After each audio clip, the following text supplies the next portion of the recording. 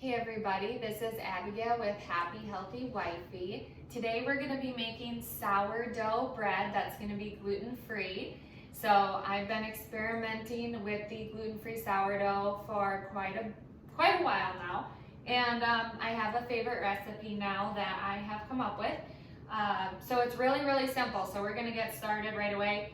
The flour that I'm going to be using today is the Bob's Red Mill all-purpose baking flour, so it's gluten-free.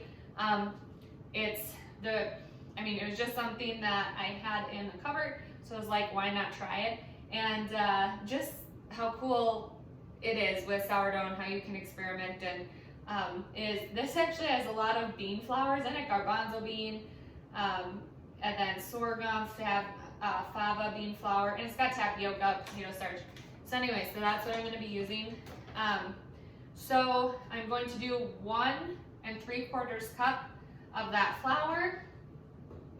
I am going to do 1 tablespoon of psyllium husk. So psyllium husk will help it bind together. So a full tablespoon of that.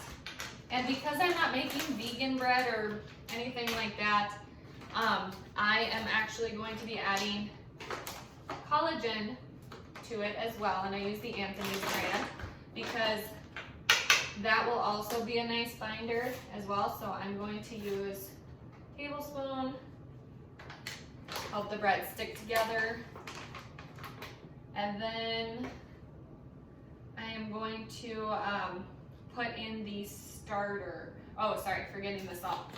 So I'm going to be adding some salt. That's what I forgot. About a teaspoon of that. And okay, so basically have all that. So I have a gluten-free sourdough starter here that I take care of, and I fed it this morning, so it is nice and freshly fed. Basically it's wild yeast, water, and brown rice flour. So really simple. If you have somebody that already has one started, it's really simple to keep going. And I also have a video on how you can feed your starter in like 2 minutes. Okay, so I have 1/8 of a cup of sourdough starter that I'm going to be putting in. So if you like 1/2 of a third, okay? So putting that in there, and I am using all plastic utensils and then a pottery bowl that I'm mixing this all in, okay? And 10 ounces of water. Now, one thing about this dough that I made a mistake on in the beginning when I was first learning was it seemed really watery when I first mixed it together, so I didn't put all the water in there.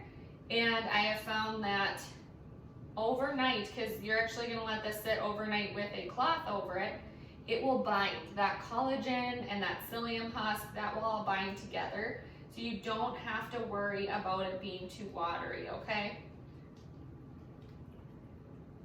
So just mix this up here, and it will look watery. And then at the very end, because a sourdough bread, you would typically then take out of the, like once you would mix it up, you would take it out and you would form it a little bit, work it in some flour. Because I can't do that, this is so runny, it's like cake batter. I do just add a little bit of brown rice flour at the end. Just about, probably, well, it's gonna be about a tablespoon because that's about what you'd probably work into your bread anyway.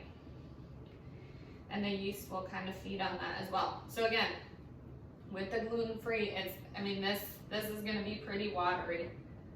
And you're just gonna let that sit overnight with a cloth on it. Super easy. There is a part 2 of this video where I show you what it's like to take it out of the bowl and form it and put it in the oven, in your Dutch oven. But that's how simple it is. So I'm just going to cover this with a cloth, set it on my counter, and in the morning I will bake it. Make sure to watch part 2. make sure to check out happyhealthywifey.com. There's a blog, podcast, lots more free health information that I do, and there's more videos. So subscribe and stick around. So have a great day.